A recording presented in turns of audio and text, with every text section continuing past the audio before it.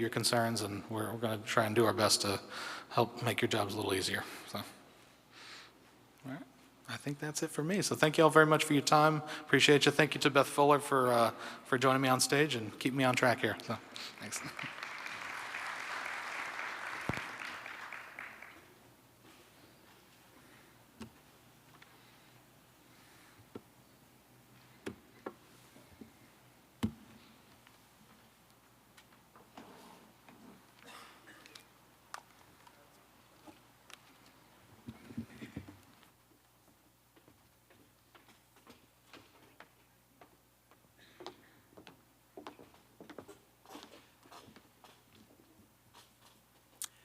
Okay, so Jason and I are going to discuss the ARP ESSER late liquidation, and I do have one question that came in regarding this, and so we'll address this question as well, and any others that come up. Okie doke. So we discussed already, hopefully you guys are aware, regarding the late liquidation that the states have to apply to the feds. We've talked about it before. We haven't received a lot of questions around it, so we're assuming that means there are not a lot of LEAs that are going to request a late liquidation. Either that or you've got it, you've heard it all, you're good, and so you don't have enough questions. You don't have any questions. Hopefully that's the case, but if not, of course, we'll walk you through the process and we'll answer any questions you have. Oh, I can't see. Can you click on it? I don't have my glasses on, so I have to. Okay, so you guys, these are all the funds that we received from the COVID relief, from the pandemic. This is a lot of money, $3.2 billion in the state of Alabama. All of these funds are gone with the exception of the blue, the ARP, anything that fell under ARP. And so that's, for the most part, that's what we're referring to today. Everything in the pink and the orange, there's nothing we can do about it. If we didn't spend it, it's gone now. So focusing on the ARP ESSER, these are the deadlines. We changed the, well, we didn't change anything. The obligation date is still September 30th, 2024, whether you're getting a late liquidation, requesting a late liquidation or not. Just keep in mind, the funds, every single dime has to be obligated by September 30th of 2024. The regular liquidation deadline is December 30th of 2024. So if you don't qualify for late liquidation, that's your deadline, December 30th of 2024. If you qualify for late liquidation, you get an additional 14 months, which is February 27th of 2026. I believe the 14th month fell on the weekend, and so we did the Friday or the Monday. I can't remember which one they did. But again, those are the important dates to note, specifically for the LEAs who receive notification that you don't qualify for late liquidation. Nothing else matters to you other than that September 30th date and then December 30th date, because the next date does not apply to you guys. As far as obligation, we've said this before, you probably are aware of this, but we just added it just to make sure. There's a big difference in when things obligate. If you're purchasing something, buying equipment, buying computers, tables, furniture, whatever for a classroom, for a school, the obligation date is when you do that purchase order. Whatever date is on the purchase order, that's the obligation date. If you have someone working for you, instructional coaches, additional teachers, any people that you hire with the COVID relief funds, obligation date is on the day that they work, which means after September 30th, 2024, those people can no longer be paid out of ARP ESSER. They can continue working if you want them to continue working, but just know they cannot be paid out of ARP ESSER after September 30th, 2024. Now, if you have a contract with I don't know, behavioral health or something like that, and you have people coming in on a contract that are not regular employees of your school system, then that you can continue, because the date of obligation is the date on the contract. This is an FAQ document. The link is there. Feel free to peruse it, but it gives a lot of information about the late liquidation, the extension request. It addresses what the states have to do, what the LEAs have to do. So we just added that link in case you want to take a look at it when you get a chance. As far as the state responsibilities, in a nutshell, we're responsible for doing a couple of things. Number one, determining which LEAs don't qualify for late liquidation. Number two, of the ones who do qualify, getting specific information from you guys, and Jason's going to go over that in just a minute. We tried to simplify it and make it like a survey because you guys seem to do really well with surveys. So you just answer the questions, and when you get through, we'll have what we need to keep. We don't submit the information to the feds, but we have to certify that we're requesting late liquidation on behalf of however many LEAs, and we have this stuff with us. So if they ask, we can share the information with us. So in a nutshell, those are our responsibilities. The feds say that they're going to move as quickly as possible when it comes to giving us an answer. We don't know. All we're going to do is submit all of our stuff, and if it's more than, I think, 10 to 14 days, then we'll send a nice, gentle reminder and let them know, where we are. We're still waiting, but, we're at the mercy of them. I mentioned the risk level. Someone asked yesterday about the risk, and if you need to know details, I can pull it up in just a minute. Or Calandra, if you have that email, could you pull it up? I think we're the three of us, or all of us maybe, we're on an email together. So we took the regular compliance monitoring. You all know those indicators that we have. We look at new federal programs coordinators, CSFO, superintendent, amount of carryover you had for the previous year, the total allocation, if you received any findings the last time you were monitored. What else, Jason? I'm sure I'm missing something. ES2 drawdowns. So that's what we look at normally for compliance monitoring. For this, instead of doing that, we made our part one section of that. So whereas all seven, I think 7 or 8 indicators is what we use for compliance monitoring, that now is just one part of this. And then the other part were the drawdowns from LEA accounting, because you guys know they have those drawdowns and they see what percentage of carryover you have left and if you're late drawing down your funds and all that. So that's how we came up with the number of LEAs, or the LEAs that are not able to pursue late liquidation. If you need more details than that, I can show you, but that's basically what it is. So this is a survey to a link. These are the dates. The survey is it's available right now. We went ahead and put it out there. If you already have this information and the information that you'll need that Jason's going to go over, and you want to go ahead and submit for it, feel free to go ahead and do that. However, there is a deadline. That deadline is July 1st. And I'm telling you here today, we will not take one after July 1st. There are a lot of deadlines we're flexible with, and we try to give you extensions when we're able to.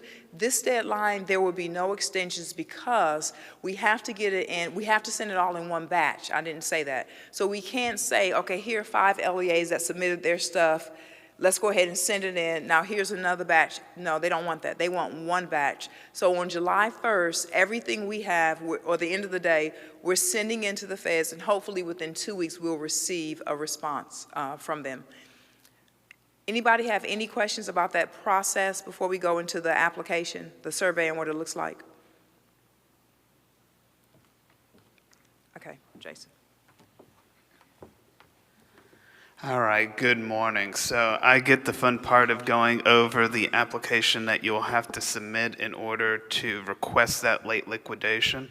So if you, going back to that slide at the very top, you'll see the link to the survey. That will bring you to what we're going to be discussing today. So the very, very first page is just LEA contact information.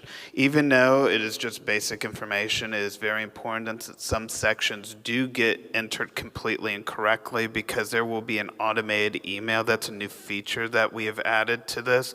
So once you submit, whoever is listed as the LEA name and the contact person email will automatically get an email saying thank you for submitting. So make sure to fill that out.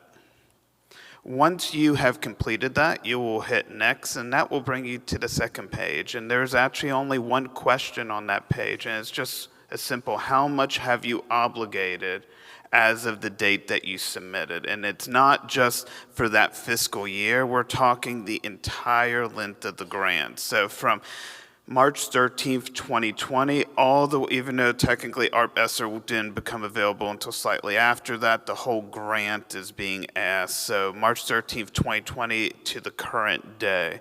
Now, being very specific, is not the amount that you've drawn down, it's the amount that you've obligated. So like Dr. Killingsworth stated, it's important that you differentiate the two.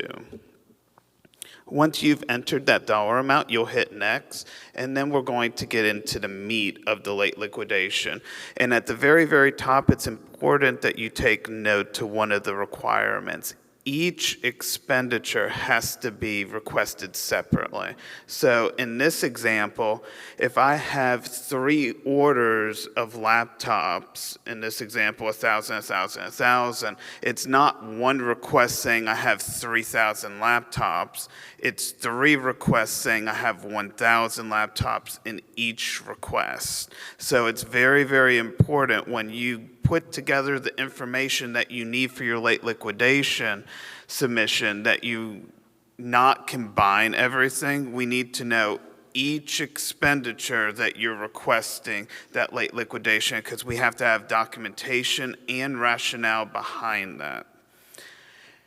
And on this page, we're going to split it up into what I like to call the 3 parts. It's all one page, but it's important that you differentiate the sections. The first one is the basic information about the expenditure. So you're going to tell us the type of expenditure. What is it that you're trying to do late liquidation? Is it for HVACs, laptops, whatever type of expenditure? You'll provide the vendor name, which will be reconciled when you submit the documentation that matches. The dollar amount, now this may be different than what's on the invoice. Let's say you have $100,000 in laptops, but you only have $50,000 that was back ordered for whatever reason of supply chain. We don't need to know it was $100,000, even though we'll see that in the invoice technically. We need to know the amount that you're requesting late liquidation for. So if you're only requesting $50,000, that is the amount you'll put, not the entire invoice. Then you'll put the obligation date, which would be the date of the contract, and then you would finish this section with, it's a yes/no question, but is it in the approved application? Because if it's not in the approved application, there's no way that late liquidation approval will happen. Then as we go down deeper into this page, we go into part 2, and this is about the narratives about the expenditure. So there's 2 questions really in this section. The first one is the justification. Why are you wanting that late liquidation for this specific expenditure? Was it, like I said, with those laptops, was it because of supply chain issues? If it was construction, was it shortages of staff, or labor? So there has to be a specific justification that you're requesting that late liquidation. And then we also are asking the estimated date that you will fully liquidate it. So if, in the example of the laptops, they've come back and said, yes, we're not going to meet September 30th. No, we're not going to meet September 30th, December 30th, you've got the late liquidation approval, and they say January of 25. We want to know what date the estimated liquidation will occur.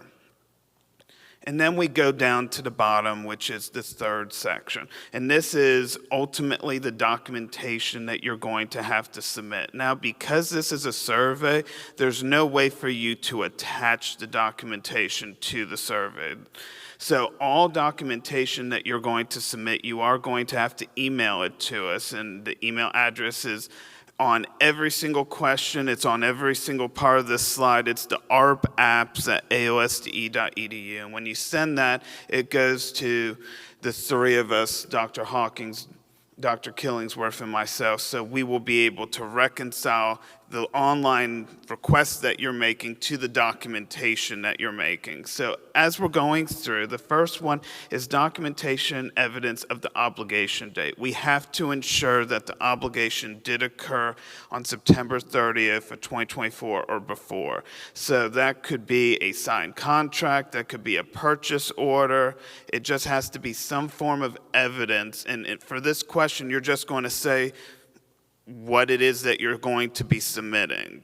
Doesn't have to be big and detailed, because when we get your email, if you said that you're going to submit a signed contract, we're looking for the signed contract in the email. And then the second question is documentation evidence for the late liquidation. If it's because of supply chain issues, what documentation do you have to show us that there is a supply chain issue or a labor shortage? So those are the two types of documentation. And there's a final question there that says, have you submitted it to arpapps@alsde.edu? We want you at that point, before you actually select yes, because you can't move forward until you select yes, we want you to email it. If you know what it is and you've told us and you have it, go ahead at that point and email it, select yes, and let's move forward, okay? So then the very, very last question, don't call it part 4 because it's just a simple, do you have any other requests? If you select no, it's going to bring you straight to the assurances page. If you select yes, it's going to bring you to now the second expenditure line, and it's going to look, you're going to go through the whole process all over again for the next expenditure.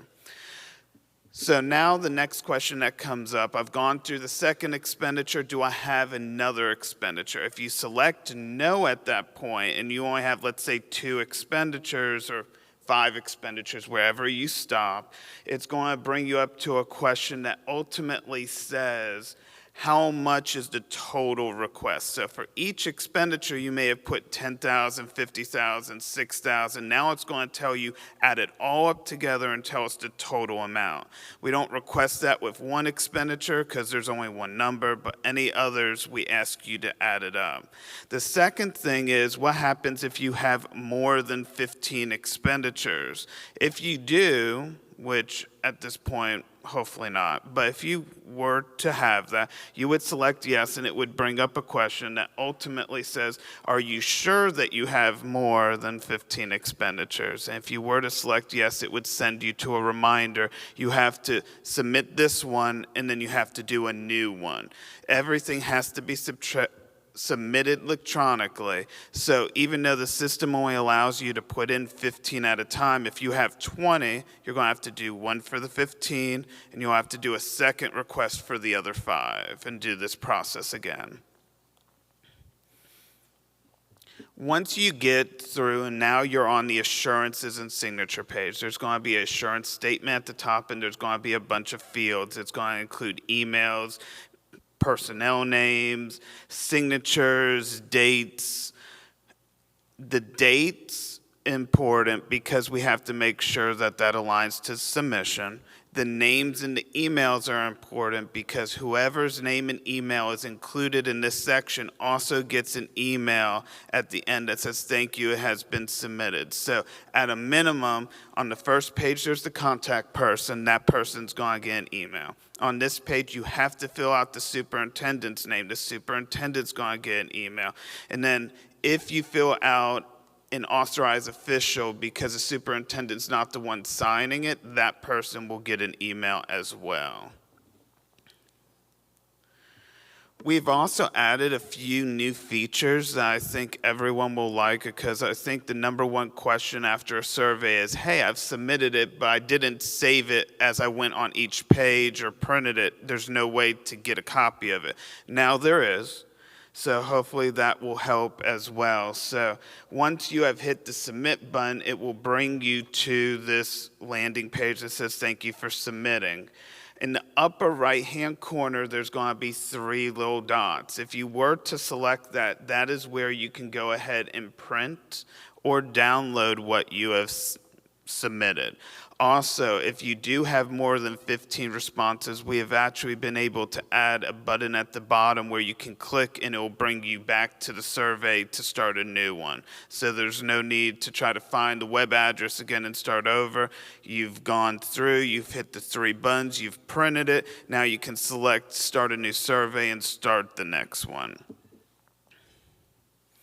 So as Dr. Killingsworth said, there is that July 1st, 2024 at 4 p.m. deadline. That is a firm deadline. Nothing, the system will close at that point. There is going to be a documentation review from us as well. As you submit, we're still going to be reviewing them, but if you were to submit, let's say on the deadline, July 1st, our deadline in notifying you guys will be no later than Thursday, August 1st. So it's giving us a month to go through and maybe communicate back and forth if we need a little bit more documentation. So that is that part of the process. And then as Dr. Killingsworth said, we have to submit in one batch. So we will then submit to the federal government. And then our hopes are within 14 days we get a response. So I'm going to open it back to Dr. Killingsworth for questions. Okay. Receive 3 questions, actually. The first question, have superintendents received this information? So if you're asking if they receive information that the LEA doesn't qualify for late liquidation, yes, those emails went out the same day we sent them out to you guys that it pertains to. If you're asking if they received this, I'm really not sure. I'm not sure. But well, yeah, we've done several meetings, and because you guys received the notifications, but if they have been on and they've seen this, I'm not sure. So please share it with them. Dr. Payne may have shared it with them, but I'm not sure. I'm not sure about this question, but I'm assuming you're asking what are some reasons for late liquidation? And whatever is going on, whatever the reason is that you won't have your stuff in on time is basically what, and it cannot be because we just decided last month we wanted to do this and it's 6 weeks out and we know we're not going to That's going to be a no. So make sure it is a supply chain issue or, you know, some other reason other than we just decided that we want to do it, because we won't be able to approve it for that reason. And then the final question, if we originally budgeted more than 20% in ESSER 3 learning loss, and now we see that we could better spend the money above the 20% requirement in regular ARP ESSER, is there any way to move that money as long as we kept the 20% in learning loss? Yes, you absolutely can do that. If you would just get with Jason and he'll, we can work that out to help you with that. Any other questions?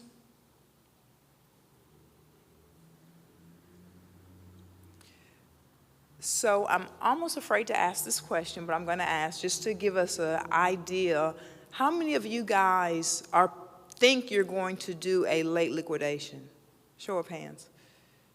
Not many. Okay, cool. That's what I was thinking. That explains why we haven't received a lot of questions and issues and stuff. Okay. All right, thank you.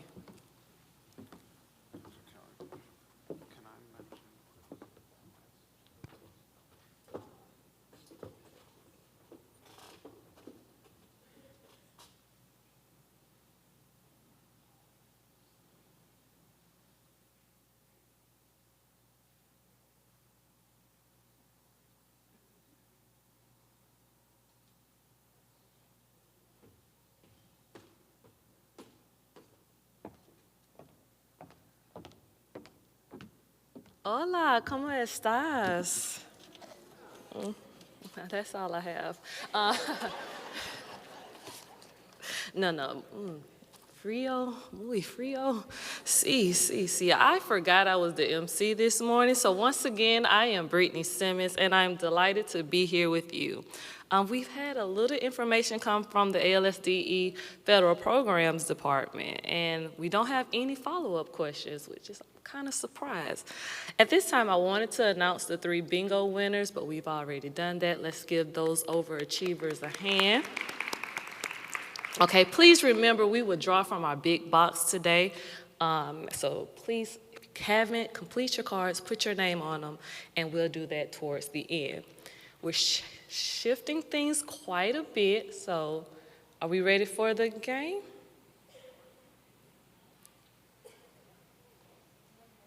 Wait on the game? Okay.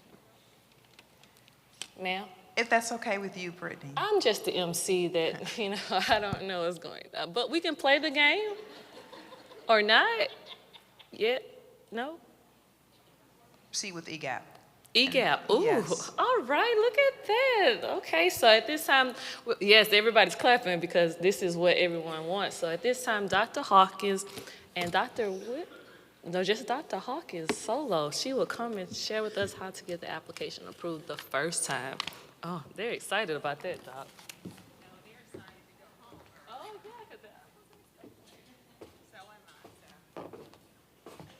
Okay, guys, so we're going to see how many of you guys get it approved the first time after you guys hear Dr. Hawkins and hopefully take some good notes. And a caveat to getting it approved the first time is just give your specialist a call to say, hey, can you look at this before I submit it? And that's a guaranteed way to get it approved the first time.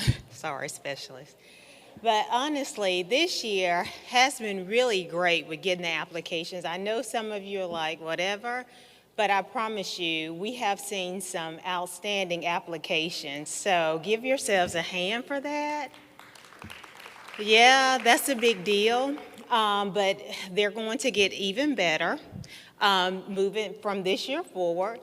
So the presentation I have here is very similar to the one that I reviewed or went over last year, with just a few tweaks in there because of the new information we received for set-asides. And I think after we really went through this year with the set-asides, I don't foresee having any concerns this upcoming year. So, and plus ARP ESSER will be gone. I think our load will be a lot lighter.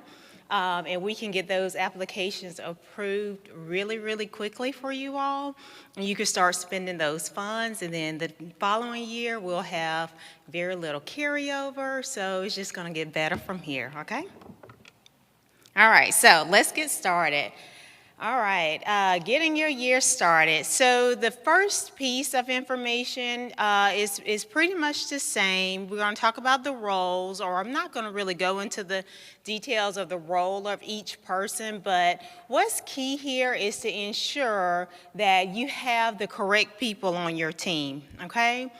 And ultimately, we know our Federal Programs Director is responsible for the program piece of the consolidated application. But in addition to that, you want to have a really good relationship with your CSFO because that person is really good with the budget side. Although you may have to complete the budget side, but when they get into the codings and things of that nature, although we may be familiar with those things, our CSFO is our go-to person, so you want to have a really good relationship with your CSFO. I hear those relationships described as husband and wife at work, or not literally, but just, for the relationship's sake. As much as you depend on that person and having to collaborate with that person. So it's a really good thing to have a strong relationship with your CSFO when completing this consolidated application. And ultimately, your superintendent, that's the person who has to sign those assurances. And by your superintendent submitting those assurances or submitting the application, that just means he or she is agreeing to those assurances that's outlined that assures all the things that must be done in order to receive those funding for each of those applications. Additional key players, of course, this list is not limited to those individuals. It's just people you want to consider collaborating with, such as your special education, career tech, and your curriculum representatives. I know at the mega conference we'll talk about some of that blending funds, and that's key when you're wanting to blend those funds, is having a good rapport with those individuals so you can discuss those various fund sources. We've seen influx in career tech and adding those individuals to the consolidated application, but there are some things that can and cannot go on when it comes to career tech that could take part in the Title I consolidated application, such as, we can't afford to buy the equipments and things of that nature, but teachers, it may be possible. So you want to collaborate with the necessary, those key people within your district as you are completing the consolidated application, okay? Now, getting it approved the first time, as I stated, we have really done an excellent job of working toward getting our application approved the first time.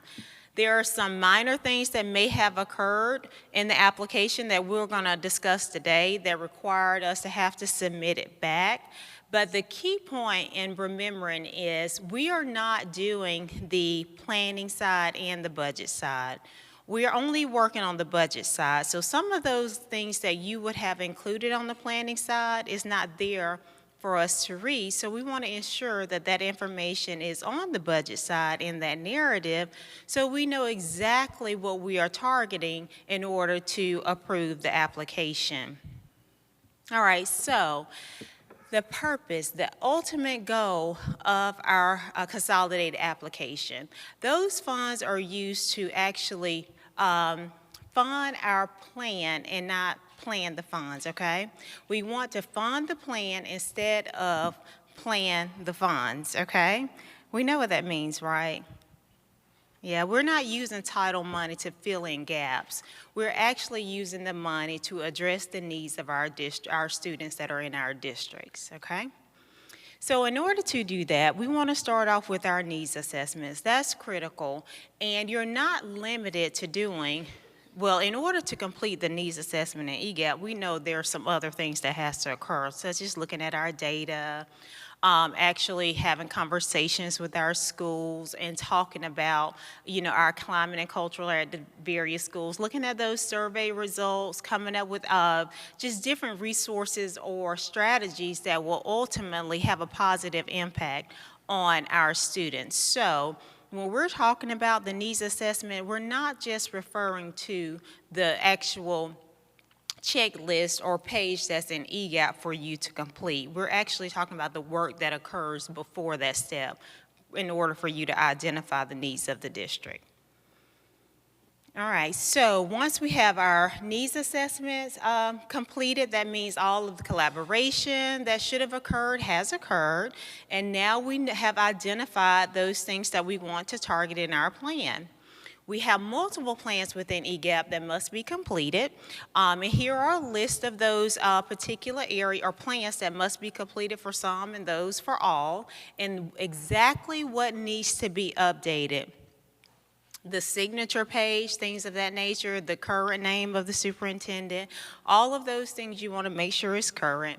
And in the consolidated plan, some things, it's really easy to answer a portion of the question and don't answer the question in its entirety, but when we're reading through it, we really need to answer the question in its entirety, because sometimes we can actually go back to the consolidated plan to kind of visit what you plan to do in your district, when sometimes the budget narrative may not give us all the information we need. We rely on that plan to give us the information that we need. And if we can't derive that from your plan, then we will have to end up reaching out to you all or having to send it back for additional information regarding those expenditures. Does that make sense?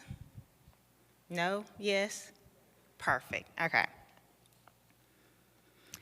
All right, so once our plans is completed, now we're looking at our expenditures, okay? We want to make sure our expenditures are necessary, reasonable, and allocable to the grant. We want to make sure it's included in our ASIPs, in our school plans. I know on yesterday or Wednesday, Dr. Williams discussed the ASIP as it relates to school improvement, but ultimately the ASIP and the information that's outlined in your school's ASIP is really what's driving your consolidated application. So that information that was shared, if you were in that session, is applicable to all of your, or not all of your applications, but to the consolidated application, because your ASIP is not just for school improvement, it's for all of your federal funding, and which should ultimately drive the district's plan, okay? Okay, so starting with set-asides.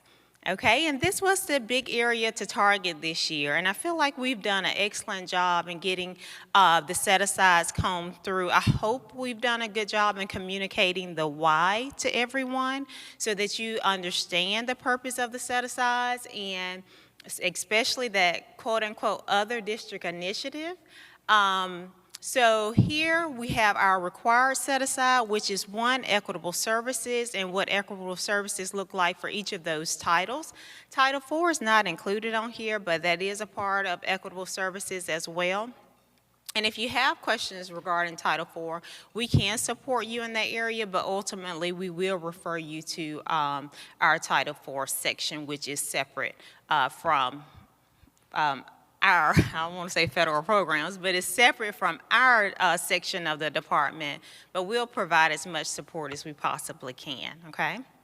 Another set-aside that's required is our homeless set-aside. There is no specific amount of funds that are required to be set aside for homeless. However, the amount of funds that are set aside should be applicable to the number of homeless students you have in your district. And of course, your narrative should indicate or outline specifically what those services or needs are for those students.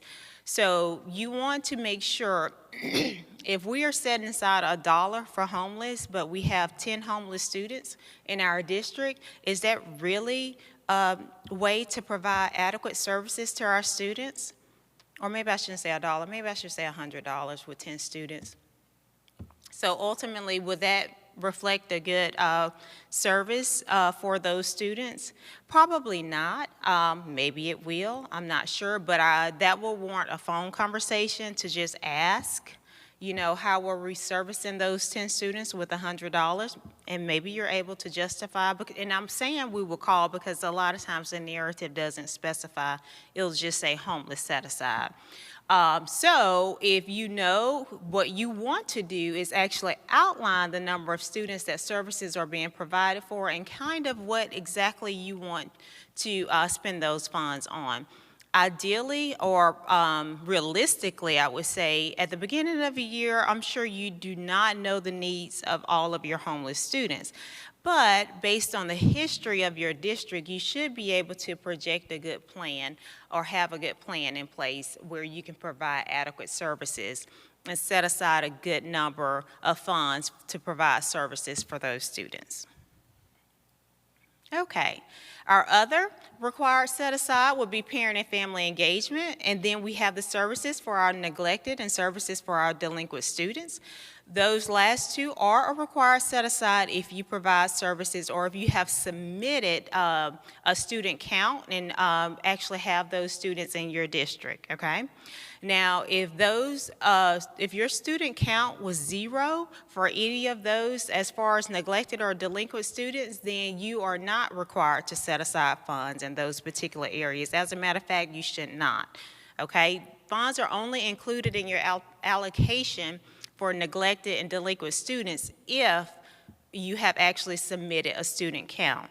And this is totally separate from your Title I, Part D. Questions?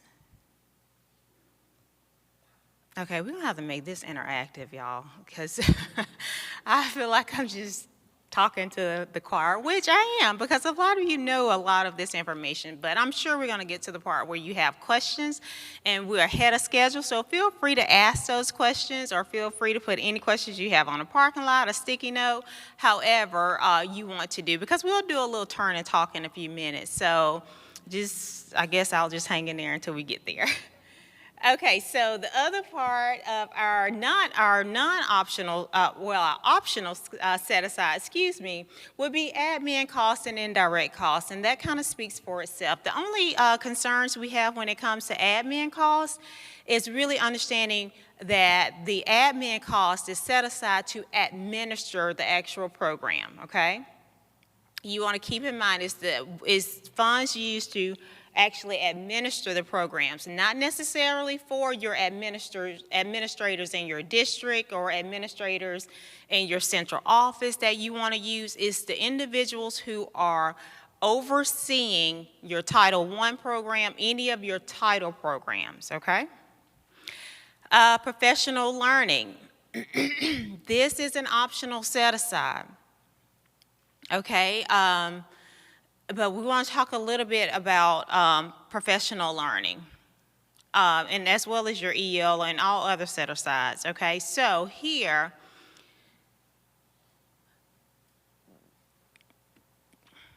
professional learning could be, of course, as a district set-aside and, of course, PPA. Let's talk about the difference in the two, okay? Now, if the funds that are used are specific to a school, or maybe they want to budget funds for specific professional developments that's unique to that school based on their needs, then that should be what? That should be PPA, okay? Who can give me an example of a district professional development? Because we've seen some great ones, so I know they're out there. And your application was approved, so that's a key indicator that you can do that. So anyone want to give an example really quick?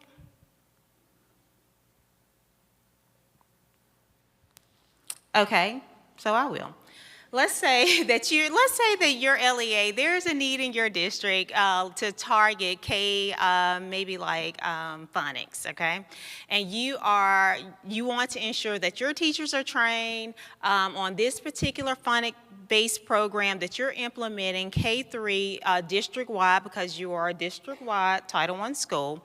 And you have 8 schools. 8 elementary schools, K-3, and we want to partner with, I'm not going to call a vendor's name, but this vendor, because they are going to come in and provide training for our teachers, beginning, middle, and end, and they're going to do some coaching within our schools to ensure that this particular program is implemented, and the teachers are receiving that side-by-side coaching. Should we PPA out those funds, or would that be considered a district initiative? District initiative, okay? I'll give you another example, and I'm really kind of merging 2 parts of this presentation, but I think it's necessary. Let's just say I want teachers to attend mega conference this year, and it's based on teachers who want to attend, but they can throughout the district. Would that be considered a district initiative, or is that PPA? Why is that PPA? What are we targeting at Mega? Do we have a specific need that the district is targeting when they are attending Mega? Right, for their own professional development to attend, maybe that's a part of their PLP, you know, or something of that nature. I mean, there are tons of sessions that's offered that will provide support to any teacher that attend, but the district doesn't have a specific target in mind that they are wanting to execute. So it's not a district initiative. However, it's allowable, but it should be done at the school level. Okay, does that make sense? Okay, question? So it's probably just a few of us that have lots of targeted assistance schools, and so not all the schools are school-wide. So if it's a district initiative, it's just it's a district initiative just for School-wide. just for the, okay. We got 1 school-wide school and 5 targeted assistance schools. So the district initiative is for, can it be for all of them if they're all focused on the same thing? Or does it have to be PPA'd because we have 2 different types of title? Absolutely, and you have non-title. Right. So your district is, and like very other districts, is not all Title I, so it would not be a district initiative. You would have to PPA out those funds.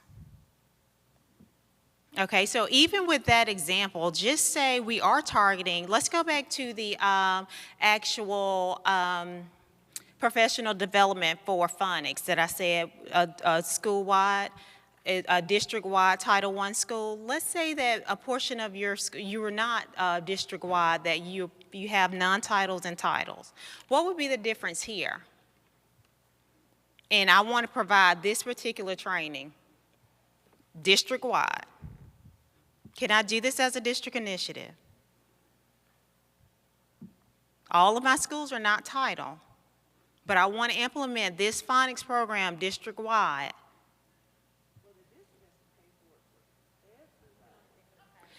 Absolutely. No, you can't just pay for the title piece for Title I because it wouldn't be Title I neutral. You will have to implement that using another fund source. You understand that? If I'm providing a service district-wide and all of my schools are not title, you may not select to provide title services to title schools using title funds and use another fund source using, provide the same service using another fund source. Because the key in supplement, not supplant, all schools must receive their state and local funds, correct? So if this school is receiving additional state or local funds for this professional development and this other school is not, are all schools receiving their state and local funds? Now, another option, if those funds, if it was PPA'd out to the schools and the school selected what fund source they want to use to cover the PPA, to cover the professional development, that's totally different. That's not a district initiative, but that school is using fund source A, this school may use fund source B. But the district provided all state and local funds to the schools, they're just selecting how they use those funds. Remember, at the school level, we don't look at individual expenditures for supplement, not supplant. We only look at have all those state and local funds been distributed to the school. What goes to that school, did they receive what they are due? And how they spend those funds, as long as it's allowable, reasonable, that's on the school. But the district level is different when it comes to S&S. Does that make sense? I think, and that's where we kind of get gray in that area. Now, if all of my schools, or if I have title and non-title schools, and I have identified a need for that phonics program, because my title schools are low performing, and I have identified a need to enhance reading is the need, and I want to implement this phonics-based program in my Title I schools only. Non-titles are not receiving this service. Can I do this as a district initiative? Yes. You can do that because they are the schools that have been identified are Title I, and they are receiving services based on their need. Well, yeah, it's not a need for these other schools, so they're not receiving it regardless of the pay. It's a need for my Title I schools. But what you can't do is come back and pay for those non-title schools with a different fund source. You can't do that. Can we clarify the definition for district initiatives? District initiatives, yes, it's in here.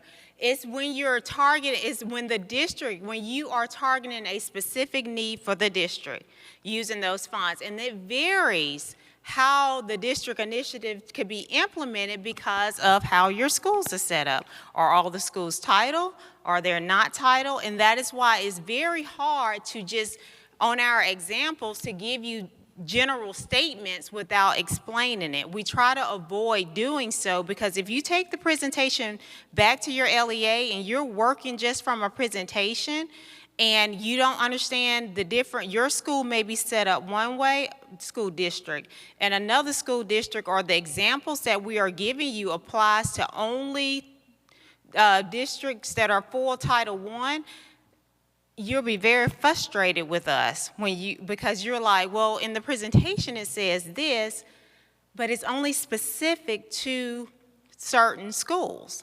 So that's why I rather talk through the process with you versus just putting the examples up unless we explain the entire setup of the district for you. So when you ask questions, it always going to be, it depends. It depends on, are you for Title I, all your schools are Title I or not, TA versus school-wide, non-title versus title, just plenty of scenarios. So I'm going to keep moving, but there is more information that we will talk about that gives you specific reasons or gives you the full spell out of district initiatives and what they are and when they can occur, okay? So moving forward, our optional set-asides here. I'm looking for my line. Okay, I'm just going to read the whole first part.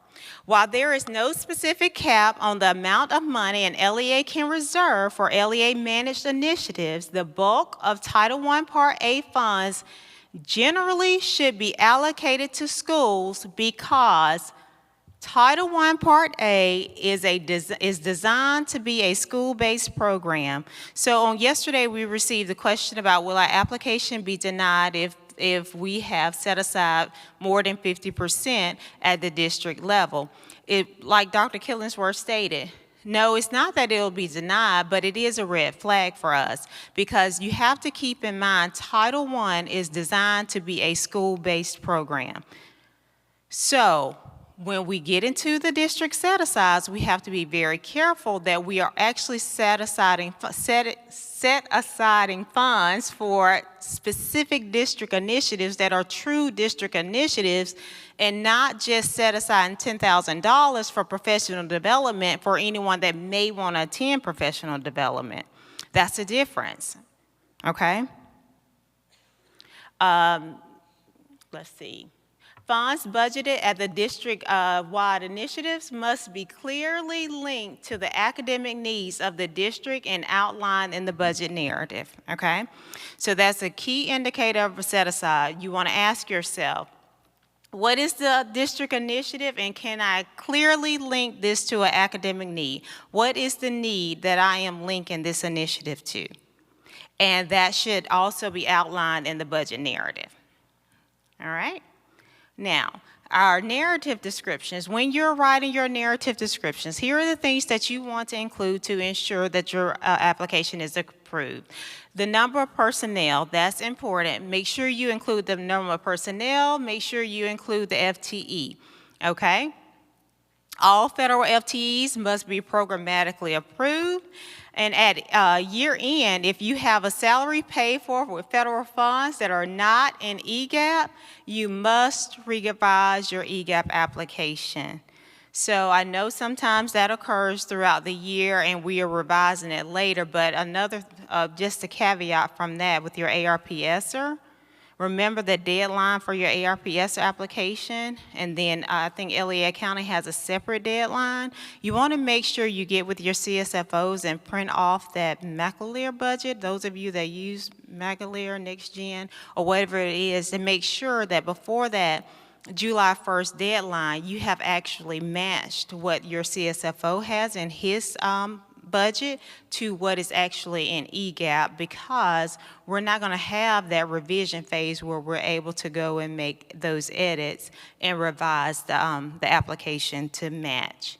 So you want to get that done. All right, so things to remember. Here are just some things to remember when you are completing your applications.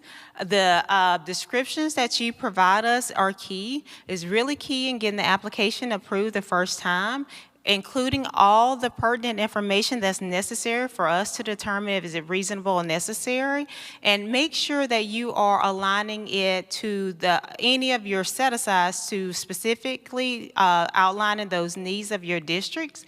And let me see what else. that's about it, but you can read that for yourself. And if you have any questions specifically related to those set-asides that you want to ask up front, always give us a call or your specialist a call if you're unsure about including that actual set-asides on the set-asides page. All right, so here's an example of an ASIP and EGAP and how right now we're only looking at your ASIPs as far as school improvement is concerned, your school improvement allocation and your school ASIPs, but I cannot guarantee you that we will not be looking at ASIPs and Title I applications, but ultimately that's the responsibility of federal programs, is to ensure that your schools have completed their ASIPs and what is actually in that ASIP is driving what's in your EGAP.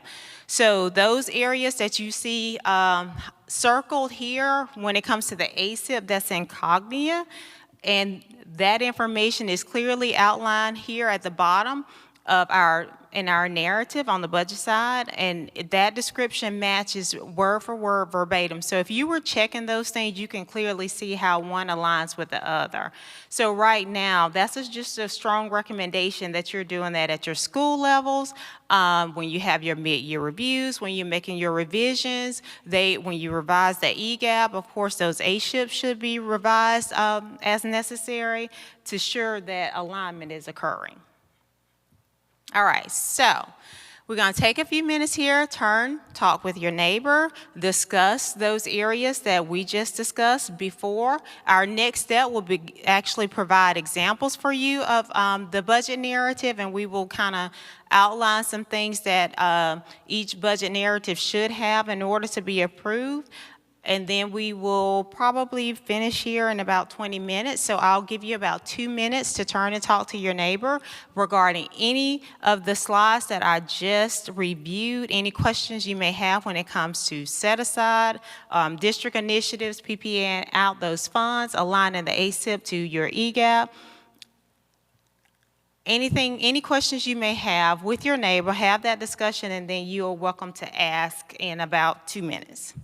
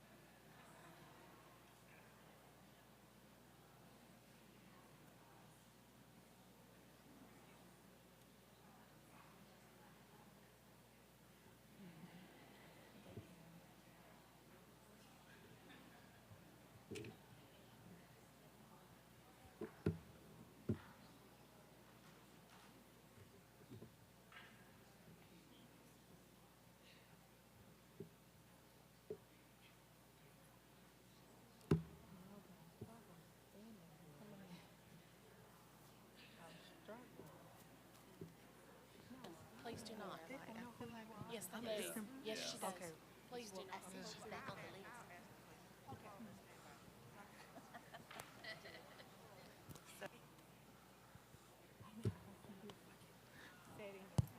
Calandra? Ma'am. Hey, good morning. Good I morning. have a question regarding the ESL set-asides. And if you can give us some examples of some approved district ESL set-asides. I will.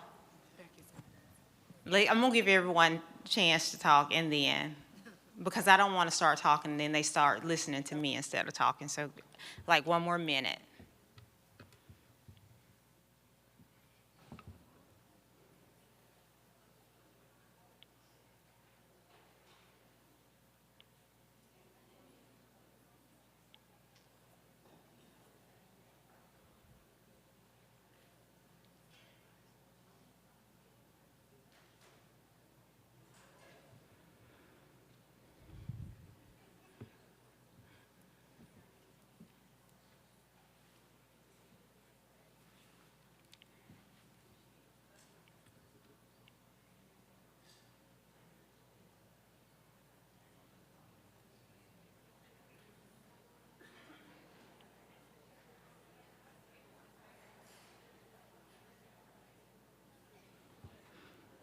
Okay, we have about 10 seconds remaining.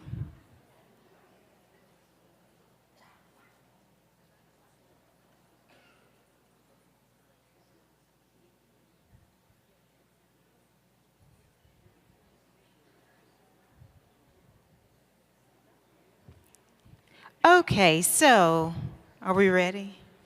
We're ready? Okay, so let's get started. Our next session or section is on writing our budget narratives, but before we get started, I'm going to address a few questions that we have, and I'll just be honest, I am struggling standing in this one spot, like it's hard. So if you see me rocking, it's because I want to move so bad. Let's talk about EL set-aside, because we had a question regarding EL set-aside. And EL set-aside is tricky, and it's very difficult for me to stand here and give you examples, and I'll tell you why. All of your programs are different. What you implement, some of you may have two programs that you're implementing, one at the elementary level, one at the secondary level. But let me help you to understand what would be set aside for EL. As long as what you are implementing is not a part of your core program, it's considered supplemental. So when you are checking your box on the, help me out, what page is that? Application detail. If it's not your core program, then it would be considered supplemental. But if it's a part of your core program, then it's your core program, and it's not considered supplemental, okay?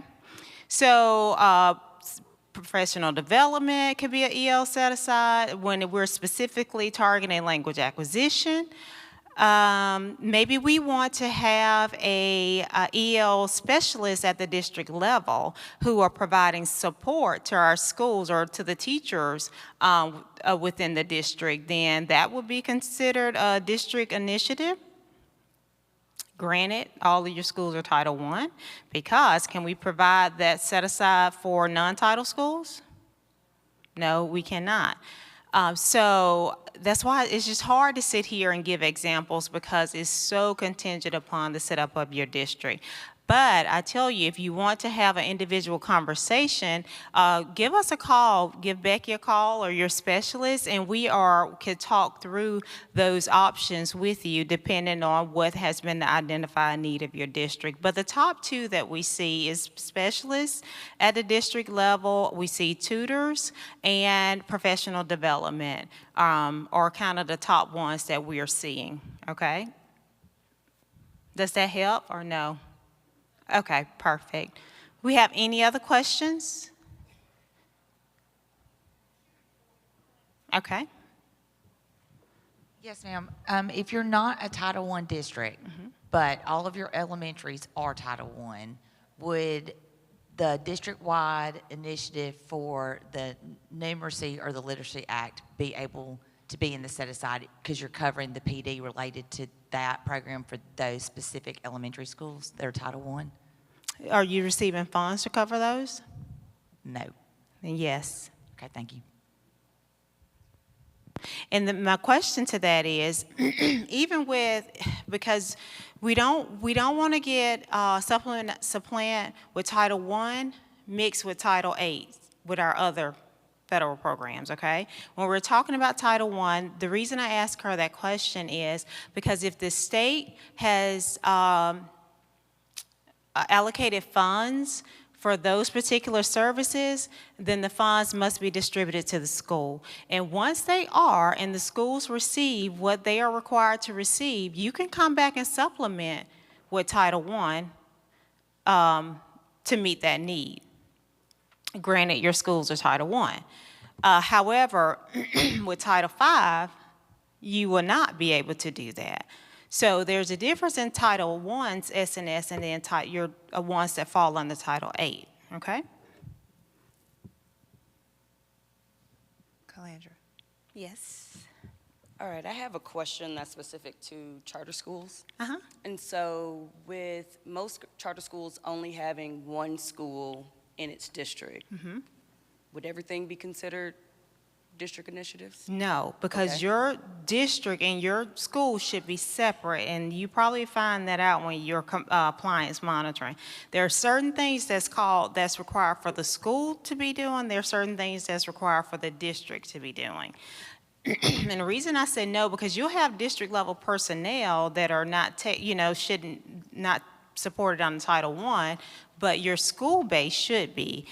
So it depends on what you're doing with the funds specifically and how you want to write that out. So you want to keep a separation between the charter as a district and then the charter as a school, Okay, especially when it comes to compliance monitoring.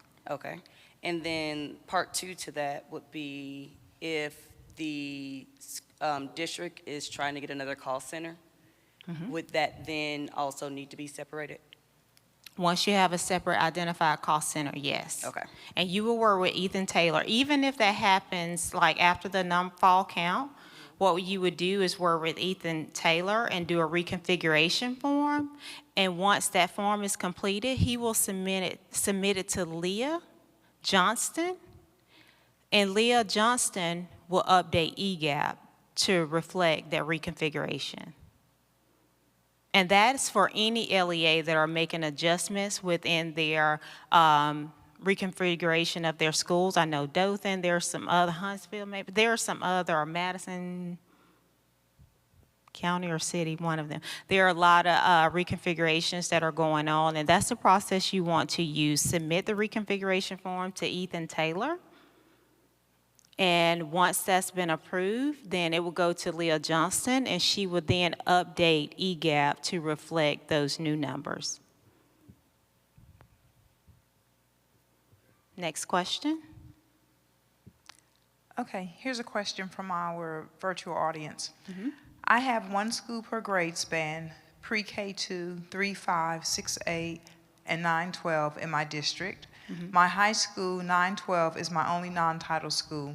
In your scenario of a K-3 reading program, could I have that as a district initiative and use set-asides, or would that need to be PPA'd out to specific elementary schools?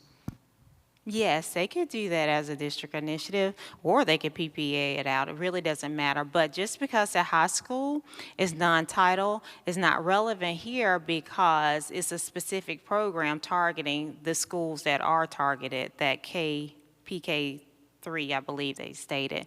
So in the narrative, you just want to write it up as, this is the initiative, here is what we're targeting, and these are the schools that will receive the services. Good. Any other questions?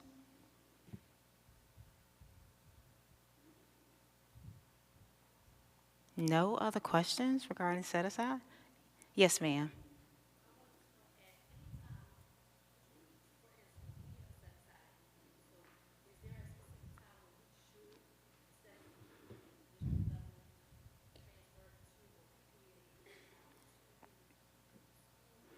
Help me understand that question. Excuse me, good morning. Good morning. So for instance, we use Helping Family Initiatives, and that's a district initiative, and all of our schools benefit from it. But what I'm saying is that anytime should we PPA it out or just keep it at the district level, or it doesn't matter? I think if that's a district initiative, then you want to keep it at the district level. Okay, Because all of your schools are title. yes. You could keep it at the district level and just pay as you need those services, because that's a purchase service. I'm assuming you contracting that out. Yes. Yes, so I will keep it at a district, as a district initiative, and you have it budgeted or outlined on other, I'm assuming? Yes. Yes. Mm-hmm.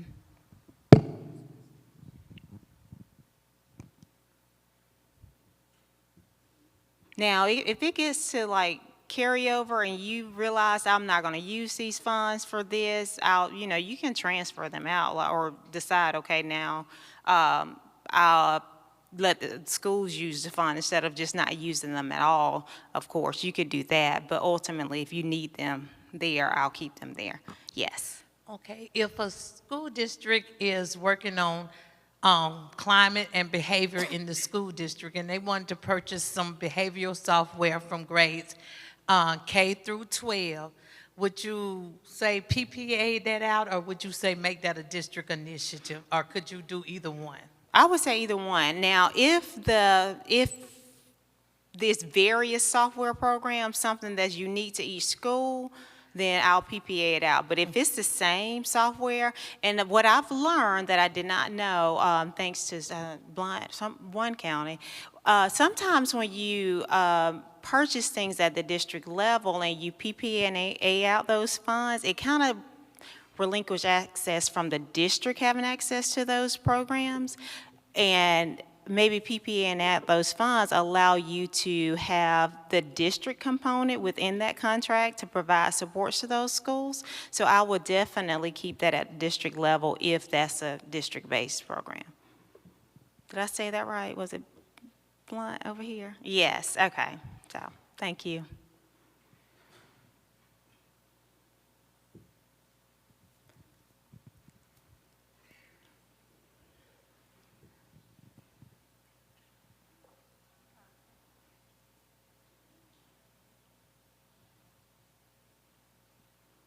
We have a question coming, so. Thank you for your patience. Yeah, absolutely. For charters, one school, we have one school, one LEA. Will you make a difference between the district versus the PPA? As far as? As far as district set aside? What's the need?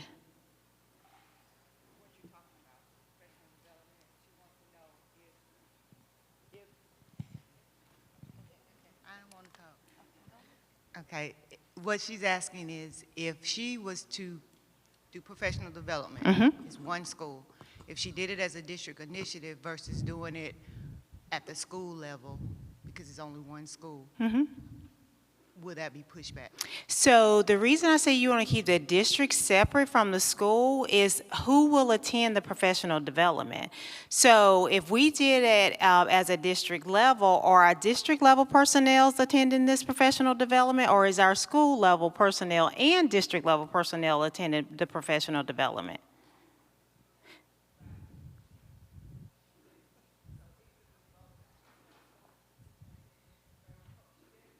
Okay, but she's still working in the school level position. So it could be school level and she could still attend the professional development. It could be district level and she still attend the professional development.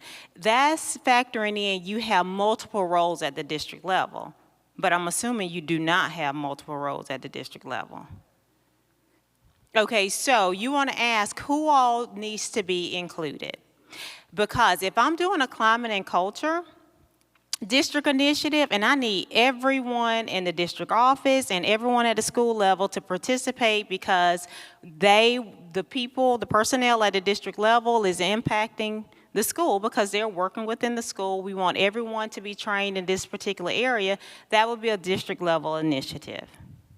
If it's instructional based, then I just need the teachers to attend the professional development because we're targeting phonics or specific people at the school level like my K3, then that will be considered a school level district initiative. So it really depends on what the target is.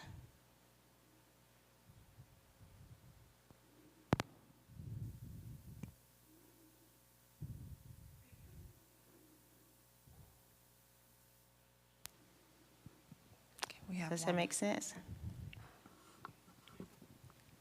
Good morning, Calandra. Good morning. I have a question. When you're talking about or thinking about having summer enrichment, so at what point will the summer enrichment be a district initiative as opposed to being able to be PPA'd out to the schools? You tell me. Are the summer enrichment program first, are you titled school-wide? Yes, we're school-wide. You're school-wide, so you are having a summer program for all students, All students K-12. K-12. So then it could be a district. How are you housing those programs? They would be at each school, housed at each school. So well- what would be your benefit in doing a district initiative? Well, you would be focused on the same target. Let me just elaborate on that. Here is the caveat when it comes to summer schools and how it could be district wide or it could be school based. If every school is hosting their own summer school, then that is school based. They're hosting their own. Yeah, I mean they're maybe targeting credit recovery over here, enrichment maybe over here, or vice versa. However, if every school is hosting their own and hiring their own teachers, then it's school-based. Now, for some districts, it's district-wide, it's a district initiative because it's district-wide, but we have host sites. Right. Okay? And so just say I may have 6 elementary schools, but I'm hosting the summer school at one elementary school, but I'm pooling teachers from all 6 to teach this summer program. Well, that would be district-based because it's harder to kind of funnel that PPA funds to support for all schools, so it needs to be supported at the district level. So that's the reason I asked the question. It depends on how you're setting up your summer program. And it could be either or. Both are allowable, but what would make it easier for the LEA to oversee that process? Any questions?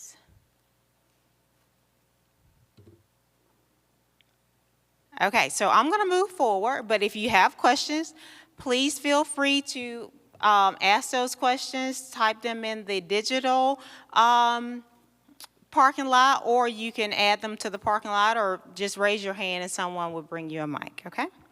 All right, so back to the presentation, please. Okay, so now we're getting into the budget narrative. Your narrative description, you want to provide a detailed description of the funds budgeted for each of your line items, and here are the information that should be listed for each of those functions, okay? Now, budget narratives must be specific enough to determine the allowability and reasonableness of the expenditure.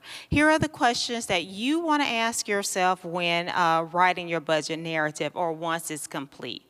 What type of items are being purchased, how many items are being purchased, and so forth. You want to make sure are the services being contracted and to whom, because purchase services is an area that we can see a lot of purchase services, and that's what we see instead of a description of the purchase services. So you want to not necessarily include the name of the company per se, because you may not know, but you definitely want to include the description of what you're looking or seeking to have. Okay, so that's really hard for me to read, but I'm going to do the best that I can. Here we have another district initiative, which is, of course, set aside. And this is a summer school program. So on the set aside page, at the bottom on the other, you have a smaller description of what we're doing, which is a summer school program. And it correlates directly with our budget narrative. So you get on the other, you will tell us exactly what you're wanting to do, a short description of the program, and the amount that's being allocated, and then you will make the correlation from the set-asides page to the budget narrative that gives us a greater description of that particular initiative, okay?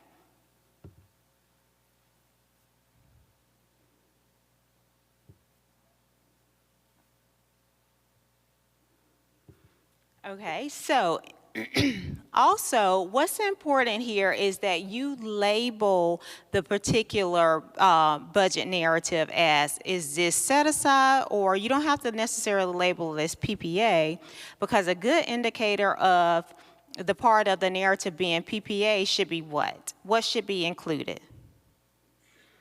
The school names. So if the school names are included, then that's our indication that the funds are PPA'd out. However, that's not the case for district level unless you tell us it's a district initiative set-asides page, because we will have several function codes sometimes tied to one district initiative. So we have to give account for all of the funds within that function code in various district initiatives. So we want to know what particular section is applicable to what on the set-aside page. So if we have $10,000 budgeted for professional development, it's not all going to be budgeted in 2215. Sometimes a portion of it is budgeted in 1100. So we want to know what dollar amount is 2215 and what dollar amount is 1100, and that those two are tied to professional development on the set-asides page. So that's what's important here, is that we actually provide the label of the set-aside and then our detailed description to give us the guidance on what we are purchasing.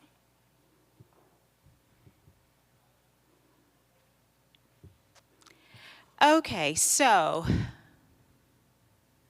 at the bottom is our key of just our color code of the things that should be included in the budget narrative. For instance, on the left-hand side, I think we are far removed from doing this anymore. We are doing a much better job as providing a detailed description.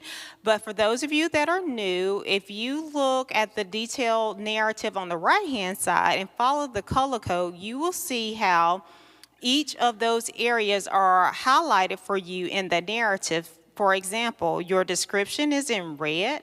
So our description is just describing the summer school program that we will have. And of course, we've identified our personnel in blue.